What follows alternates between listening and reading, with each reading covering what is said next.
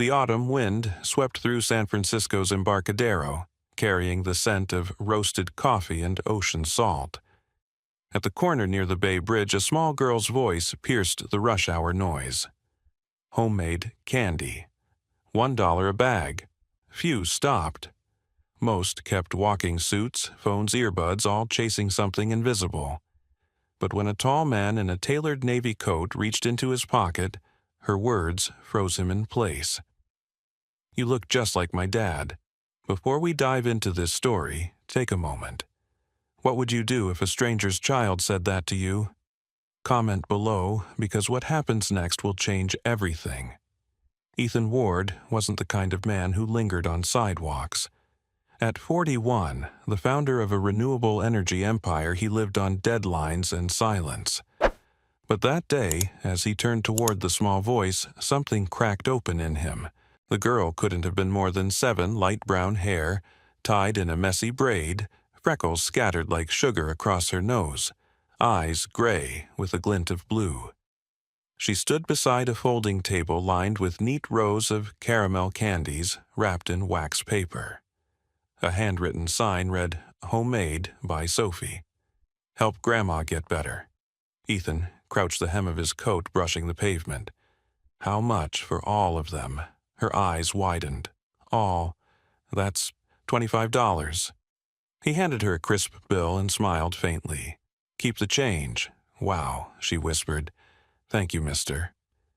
He was about to walk away when the girl added softly, almost to herself, "You look just like my dad." Ethan stopped mid-step.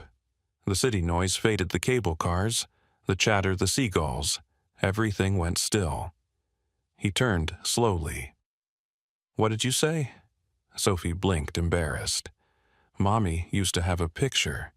You look like him. But Grandma says he's gone far away." Her words struck him like cold water. For a moment, he couldn't breathe. "Her mother's name?" he asked gently, his voice trembling more than he intended. "Lena," she said. "Lena Miller. She went to heaven when I was 3. Lena." The name tore through 10 years of walls he'd built. Ethan's hands clenched. Back in college, there had been a Lena Brooks, an artist who believed in second chances and sunrise walks. He had loved her. Then one offer in New York, one argument about priorities, and he'd walked away without looking back. Now, this little girl was standing in front of him selling candy to save her grandmother. And those eyes, gray-blue, just like Lena's, looked at him as if the universe had come full circle. He bought a bag of candy and walked away, his pulse hammering. The paper bag crinkled in his hand, absurdly light, yet heavier than anything he'd carried before. He walked aimlessly along the pier until he reached the edge of the water. The bridge shimmered above the bay lights, beginning to twinkle as the sun dropped. He leaned on the railing, staring into the waves. "It can't be," he whispered. That night, Ethan sat in his penthouse overlooking the city, surrounded by the sterile perfection of success, mahogany floors, imported glass silence. He opened the small bag of candy and placed one caramel on his tongue. It tasted like burnt sugar and nostalgia. He hadn't tasted anything handmade in years. Then he went to his study, pulled out a leather box from the bottom drawer, and lifted the lid. Inside were old photographs, college days, messy hair, Lena laughing under a cherry tree. He stared at her face, then at Sophie's memory in his mind. The resemblance was undeniable. He searched his phone, typed Lena Brooks, San Francisco. What he found made his throat tighten. Lena Miller, community artist, died of heart complications, survived by her mother, Clara Miller, and daughter Sophie. A local obituary dated 3 years earlier. Ethan leaned back, eyes stinging. She had changed her name, maybe to start afresh, maybe to disappear, and now that daughter was standing on a sidewalk selling candy for medical bills. The next morning, he returned to the Embarcadero. The same folding table stood there, the same handwritten sign, but the chair behind it was empty. A kind woman at a nearby stall noticed him. You looking for the candy girl? Her grandma got sick again. Ambulance came early this morning. Poor kid stayed behind to pack up. Ethan felt his stomach drop. He looked around, no Sophie, just the sound of seagulls and traffic. For the first time in years, he felt something deeper than ambition. He felt loss. He picked up one of the fallen candy wrappers from the pavement, folded it carefully, and slipped it into his wallet like a clue. Then, without thinking, he hailed a cab. "Find me every hospital near here," he told his assistant over the phone. "I need to locate someone named Clara Miller and a little girl named Sophie."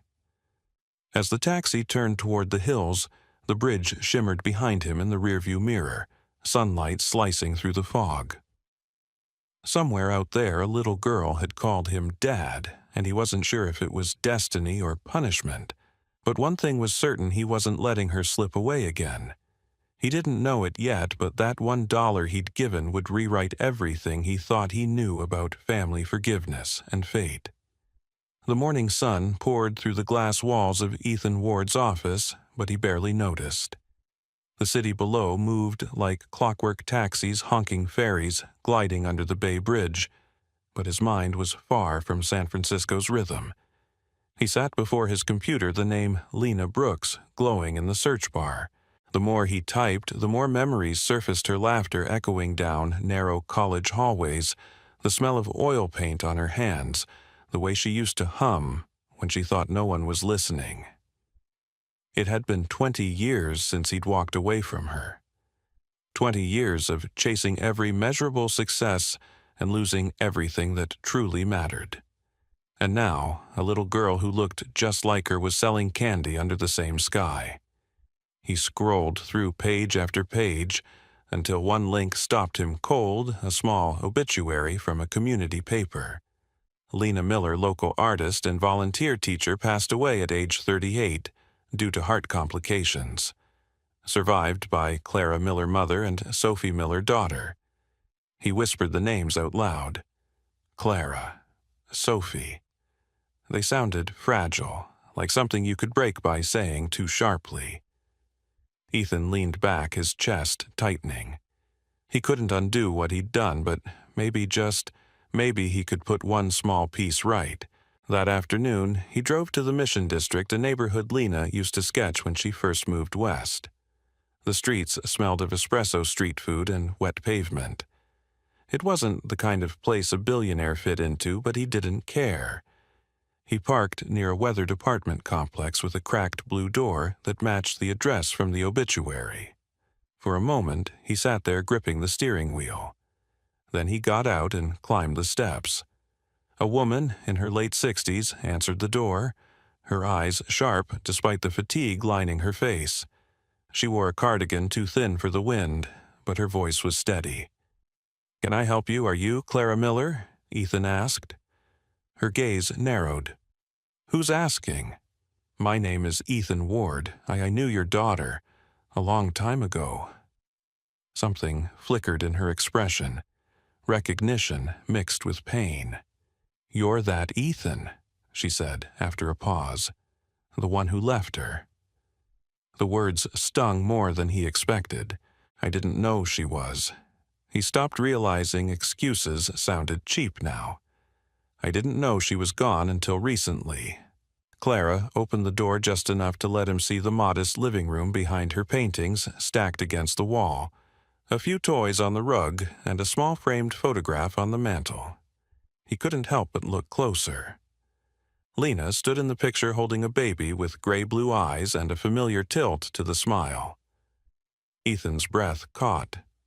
"That's Sophie, isn't it?" Clara nodded. "My granddaughter. She's at school." Then, after a long pause, she added, "She met you already, didn't she? At the pier." Ethan didn't know how to respond. "I didn't mean to startle her. She was selling candy. She said I looked like her father." Clara's voice softened, but carried a weight that pressed on every word. "She says that sometimes, doesn't even know what he looks like. Lena never told her. She said if he ever wanted to be in her life, he'd find a way." Ethan swallowed hard. She never told me about Sophie. I swear she didn't. She tried. Clara's tone shifted, anger mixing with sorrow. Letters, calls, even came to your office once years ago, but she was turned away. Some assistant said you were too busy, too important. He looked down, ashamed. He knew exactly who had been in charge of his correspondence back then, Alan Drake, his mentor and partner.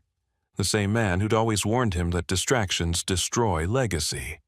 The same man who might have decided without asking which messages were worth his time. Clara's voice broke his thoughts. You built your empire. Lena built a life from what was left. She taught art to kids at the community center, volunteered at the shelter, worked nights to pay for Sophie's school. She didn't want your money. She wanted you to care. Ethan's throat burned. If I'd known... She gave a bitter laugh. If you'd known, would it have mattered, then? He didn't answer. The silence between them stretched until the ticking clock on the wall became deafening. Clara sighed, her anger fading into something closer to exhaustion. Look, Mr. Ward, Sophie's a good girl, smart kind. She believes in people. Don't confuse her with guilt or charity. She's had enough of that. He nodded, taking a slow breath. I'm not here out of guilt. I need to understand who she is, who Lena was after me. Clara studied him for a long time, searching for a lie. Then she stepped aside. You might as well come in. Inside, the apartment smelled faintly of cinnamon and turpentine. Paintbrushes filled jars on the table, canvases leaned against the walls, unfinished sunsets, seascapes, a portrait of a laughing child. He noticed a box marked medical bills beside an oxygen tank. The weight of their struggle hit him harder than any corporate crisis ever had. Clara picked up a small photo album from the shelf and handed it to him. You want to know her, start here. He flipped through pages. Lena with paint on her jeans, Lena holding a newborn, Lena teaching a class of children. Every image carried warmth, a kind of peace he hadn't felt since before he'd traded art for ambition. When he closed the album, Clara stood by the window, staring at the street below. You can help her, she said quietly, but not by throwing money at her. Be there. That's what she needs, someone who stays. Ethan nodded slowly. Can I come back tomorrow? Clara hesitated, then gave a small nod. If you mean it. As he left the apartment, the air felt colder, heavier. On the sidewalk, he looked up toward the faint outline of the Bay Bridge through the fog. Somewhere beyond that gray horizon, a little girl was walking home from school, unaware that the man she'd called a stranger might actually be her father. Ethan pulled the photo album close to his chest, as if it were proof that some mistakes could still be rewritten, if only he was brave enough to face what came next. The hospital lights buzzed faintly above Ethan Ward as he waited outside the emergency room, his hands gripping the arms of a plastic chair. The smell of antiseptic and the rhythmic beep of machines pulled him back to memories he didn't want, lonely nights, silent homes, boardrooms where no one dared to speak truth. But this time, the fear felt different. This wasn't about stock markets or quarterly losses.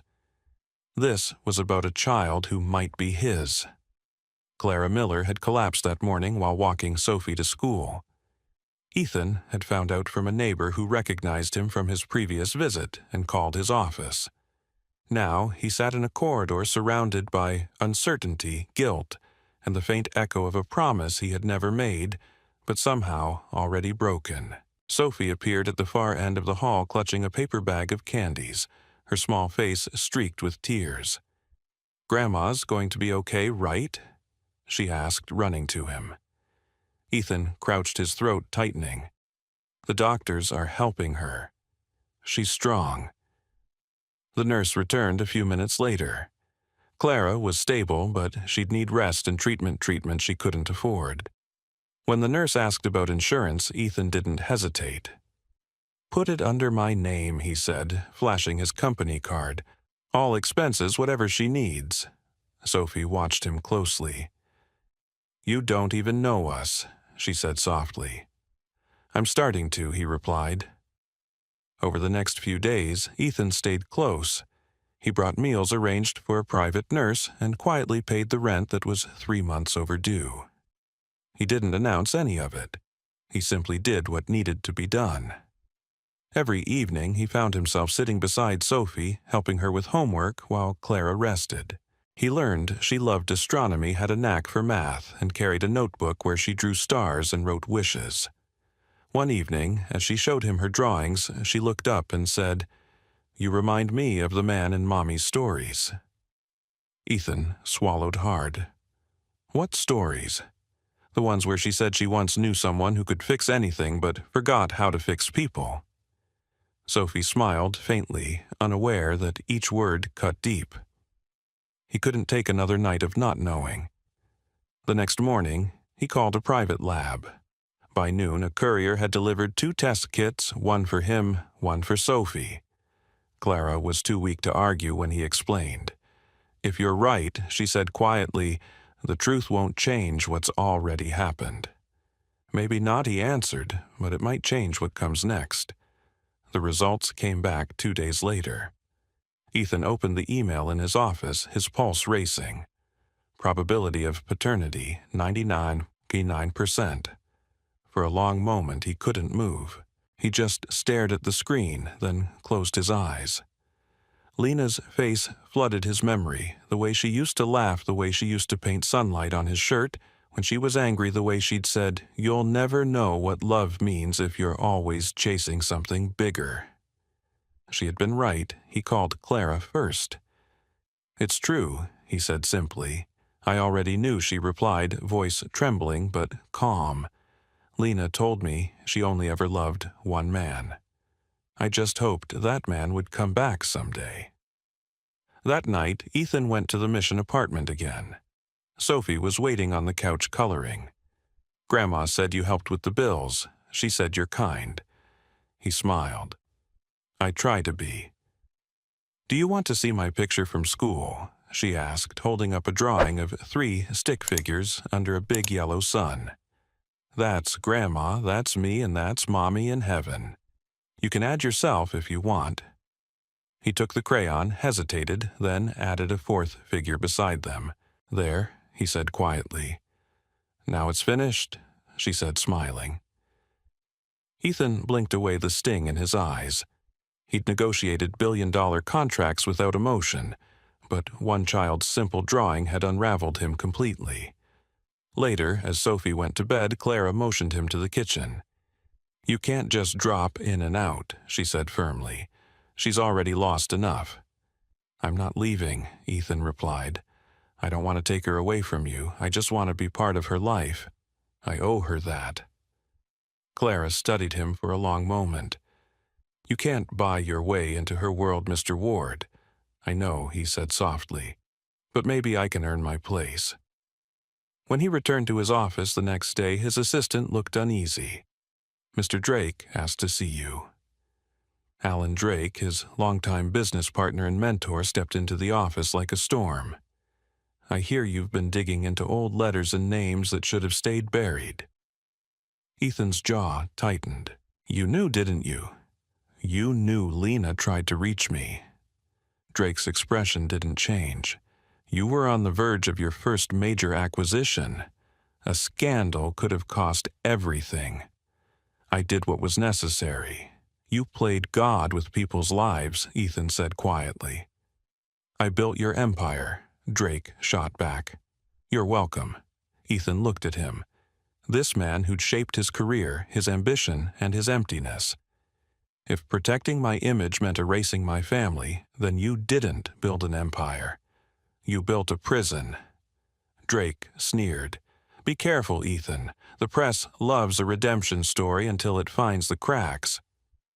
That night, Ethan sat in his penthouse. Lights dimmed the city, stretching beneath him like an endless network of missed chances. On the table lay Sophie's drawing edges, wrinkled from her small hands. He ran his thumb over the crayon line that represented him and whispered, You won't lose me again.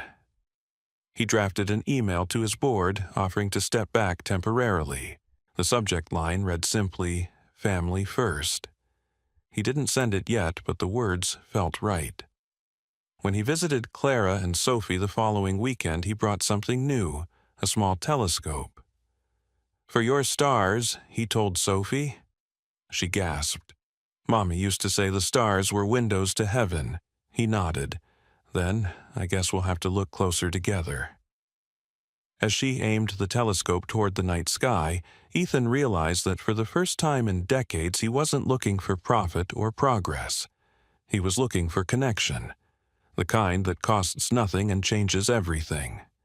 The dollar he had handed her that day had started it all. But the truth, raw and undeniable, had given that dollar meaning, and for Ethan Ward it was the first real investment of his life. The storm didn't begin with thunder. It began with whispers, small poisonous headlines that multiplied overnight. Billionaire, Ethan Ward, hiding secret daughter. Candy girl connection exposed. From fortune to fatherhood scandal or salvation. By morning, every financial network in America had picked up the story. The photo that started it all was one a passerby had taken months ago, the day Ethan had handed Sophie that dollar on the pier. Her little smile, his stunned expression. A moment of humanity turned into a weapon. Ethan stood at the window of his office on the top floor of Ward Energy, staring at the skyline he used to command.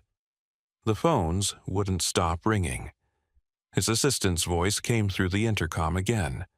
"The board is requesting a statement, sir. Investors are panicking." He didn't answer. Instead, he turned off his phone and looked at the framed drawing on his desk, the one Sophie had given him, 4 stick figures under a bright yellow sun. Family. The word had never felt so fragile. Down in the Mission District, Clara sat at her kitchen table, the morning paper spread before her. The bold letters screamed Ethan's name. She didn't need to read the article to know the consequences. Sophie, sitting across from her, was tracing stars on a notebook, oblivious to the noise outside. "Grandma," she asked, "why are people taking pictures of our building?" Clara forced a smile. "Just city reporters, honey. They'll get bored soon." But she knew better. Reporters never got bored when there was a billionaire involved. By noon, paparazzi filled the sidewalk. Neighbors peeked from windows. Clara's phone buzzed endlessly. Reporters begging for interviews. She unplugged the line and locked the door. Then she called Ethan. "You said you'd protect her," she said, her voice shaking. "Now she's plastered all over the internet." Ethan was silent for a long moment before answering. "I didn't leak this, Clara, but I'll fix it." That afternoon, Ethan met with his legal team. "If we deny it, we can contain this," one attorney suggested. "No DNA results have been made public." Another added, "We can frame it as a misunderstanding, a charitable encounter twisted by the press." Ethan shook his head. "She's my daughter. I won't deny her again." The room fell silent. "Then you'll lose everything," his CFO said quietly. Ethan stood. "Then I'll lose it with my name intact." Within hours, he called a press conference. It was held at Golden Gate Park, where Lena used to paint, and where Sophie liked to feed the ducks. Reporters lined the path, cameras flashing microphones raised like weapons. When Ethan stepped to the podium, he wasn't wearing his usual tailored suit. He looked human, tired, determined, but unafraid. He spoke without a script. 6 months ago, I gave a little girl $1 for a bag of candy. I didn't know then that she was my daughter, but I know it now. And that single dollar has taught me more about love and purpose than every fortune I've ever made." The crowd buzzed. He continued, his voice steady. "Yes, Sophie Miller is my daughter. Her mother, Lena, was a woman I once loved and failed. She raised Sophie with grace and courage, and I didn't learn that until it was too late to thank her. So I'm thanking her now by being the man I should have been back then." He paused, eyes glistening. This isn't a scandal, it's a second chance. The statement spread like wildfire. Some investors called it reckless, others called it brave.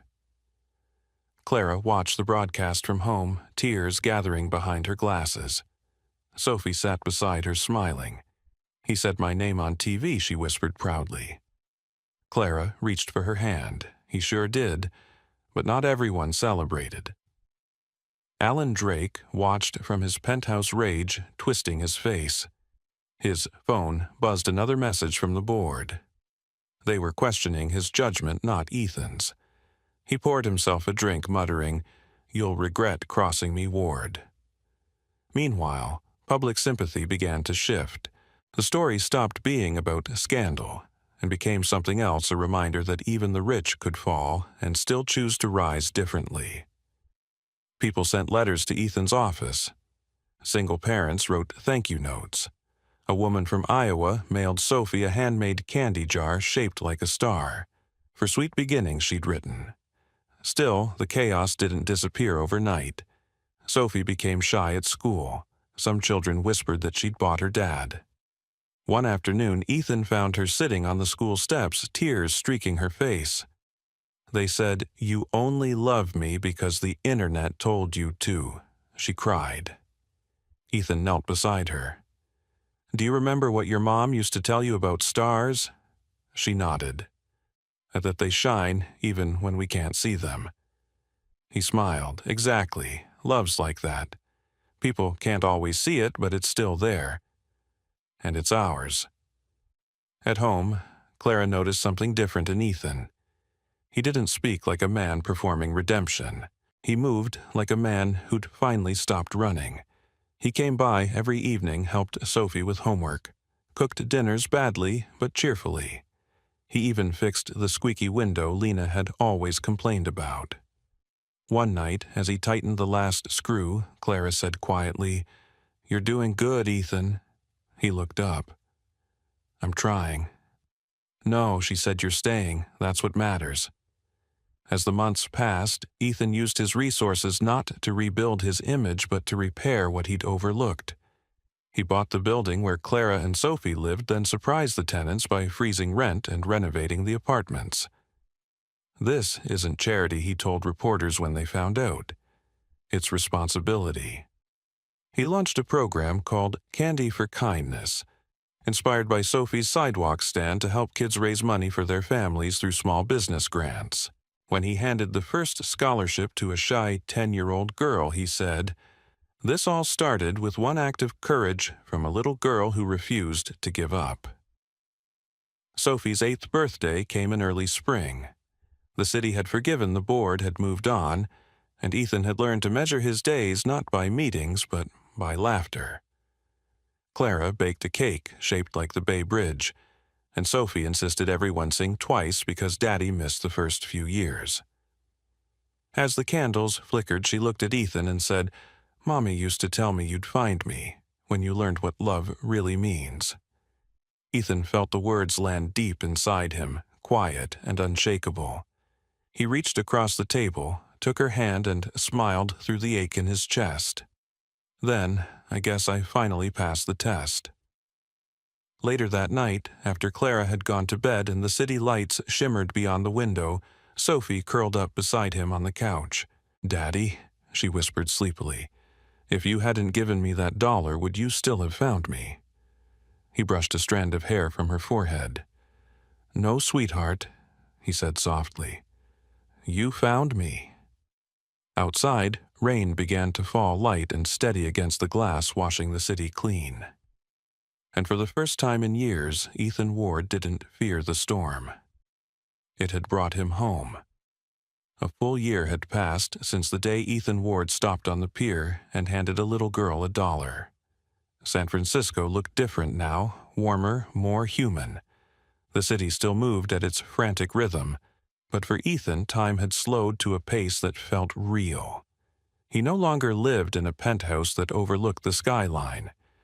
Instead, he had bought an old brownstone near the waterfront, a home with creaky floors and rooms that carried laughter instead of echoes. It was there every morning that he woke to the sound of Sophie Miller humming in the kitchen while Clara made coffee strong enough to wake the neighborhood. The scandal had long faded, replaced by something unexpected respect. The Candy for Kindness Foundation, named after Sophie's little street table, had become a quiet movement across the country. It funded school programs, single-parent grants, and microloans for families trying to rebuild their lives. Ethan didn't give speeches about it. He just worked attending community meetings, visiting schools, writing checks without fanfare. He often said, "If you have to announce kindness, it's not kindness, it's marketing." Sophie had grown taller, braver, and even more curious. She'd become the face of the foundation, though she didn't fully realize it. She was simply herself, handing out candies at charity events, signing little paper bags with her careful handwriting. Sweet Beginnings by Sophie and Dad. The first time she wrote that Ethan had to step outside just to breathe. Clara's health had improved steadily. The doctors used words like miraculous recovery, but she only smiled and said, "Faith and grandkids work better than medicine." She had taken to teaching again part-time art classes for children at the community center Lena once loved. Her hands trembled a bit when she painted, but her spirit didn't. Every afternoon she told stories of Lena to Sophie, weaving memories into lessons about courage and forgiveness. Ethan often watched them from the doorway, Clara sketching Sophie painting stars. He never interrupted, just listened. It reminded him that healing wasn't loud. It was slow, steady, built in moments that no one filmed. Spring had come early that year, painting the bay in soft gold. On a quiet Sunday, Ethan drove Clara and Sophie to a small cemetery on a hill overlooking the water. The trunk of his car held lilies, Sophie's favorite crayons, and a framed photo of Lena that Clara had restored. When they arrived, the air smelled of salt and wildflowers. Sophie skipped ahead, holding a drawing rolled in her hands. "I made something for Mommy," she said. They reached Lena's grave, a simple stone with her name carved gently into the surface. Lena Brooks Miller, beloved mother, artist, dreamer. Sophie knelt and placed her drawing beneath the vase of lilies, a picture of 4 figures holding hands under a bright sun and a bridge arcing across the top. "It's us," she said proudly. "Mommy, Grandma, me, and Dad. The bridge means we're all together even when we can't see each other." Ethan's throat tightened. He crouched beside her and traced the drawing's bridge with his finger. "Your mom would love this," he whispered. Sophie looked up. "Do you think she knows about us?" He nodded slowly. "I think she does. Some people leave us, but love doesn't. It just changes shape." They stayed there for a while, the 3 of them listening to the wind move through the trees. Clara hummed a tune Ethan hadn't heard in years, one Lena used to play while painting in the studio. It made him close his eyes. For the first time, the memory didn't hurt. It simply belonged. That evening, they returned home and set the table for dinner. Sophie had convinced him to cook spaghetti, though his version looked more like a science experiment. Clara laughed until tears ran down her cheeks. "Your cooking may never make headlines," she teased, "but your heart's in the right place." Later, after Sophie went to bed, Ethan stood by her door. The glow-in-the-dark stars she'd stuck to the ceiling shimmered faintly. She'd arranged them to match the constellations she'd learned through her telescope, the same one he'd bought months ago. She called the biggest cluster Mommy's window. He whispered goodnight and closed the door quietly. Downstairs, Clara sat by the window, looking out at the streetlights. "You've changed more in a year than most people do in a lifetime," she said softly. Ethan smiled. "Took me long enough." She looked over her shoulder. "Lena would have been proud, not because you built a foundation or made speeches, because you finally learned to show up." He nodded, words caught behind gratitude. "She taught me that lesson twice," he said. "Once when she loved me, and again through Sophie. The next morning brought the kind of sunrise that made the bay look like glass. Ethan and Sophie took their usual walk to the pier. The air smelled of salt and caramel. A new vendor had taken Sophie's old spot selling cookies for charity. Sophie grinned and dropped $1 in the jar. For good luck, she said. Ethan laughed. You started a trend. They stood at the railing where it had all begun. The bridge loomed ahead, its steel cables glowing in the morning light.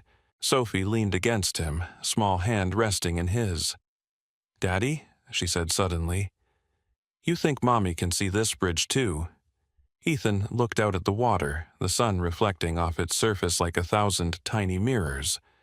Yeah, he said quietly. She's part of it now, every bit of light that touches it. Sophie smiled, satisfied, then tugged at his sleeve. When I grow up, I want to build things that last forever like bridges.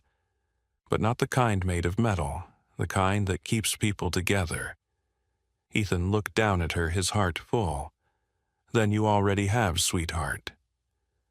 As they walked back toward the car, the morning fog began to lift, revealing the city in all its imperfect beauty.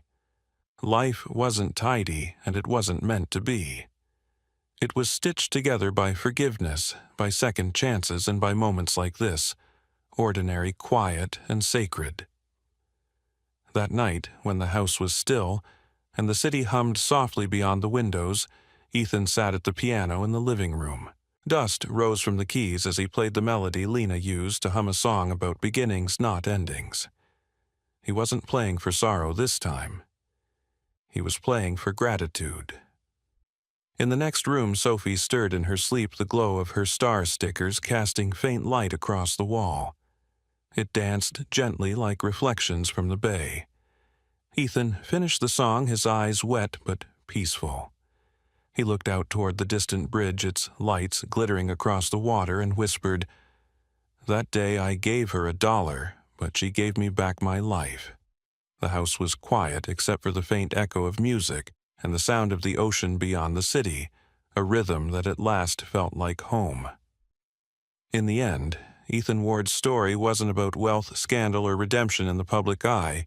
It was about one small moment, an ordinary dollar placed into a little girl's hand that unraveled the armor he had spent decades building. That dollar became the thread that tied him back to a forgotten past, to the woman he'd once loved, and to the daughter he never knew existed. Through Sophie and Clara, Ethan rediscovered the quiet truths that success had buried, that kindness is stronger than reputation, that forgiveness repairs what ambition breaks, and that love once lost can still find its way home. He began the journey as a man who had everything but felt nothing. He ended it as a father, a son, and a friend, who finally understood that real wealth isn't measured in numbers. It's measured in connection in the hearts that trust you enough to stay. The city lights that once symbolized his loneliness now shimmered with meaning.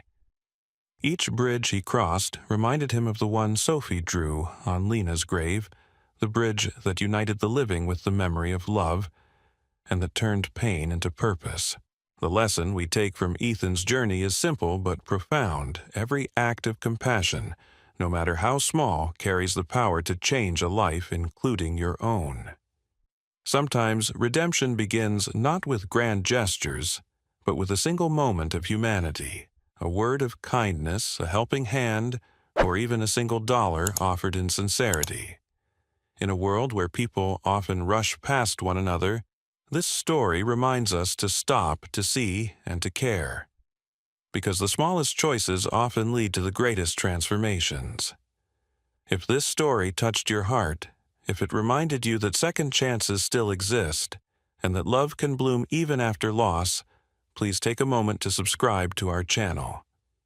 Your support helps us share more powerful soul-stirring stories that remind the world what truly matters: compassion, forgiveness, and the courage to begin again.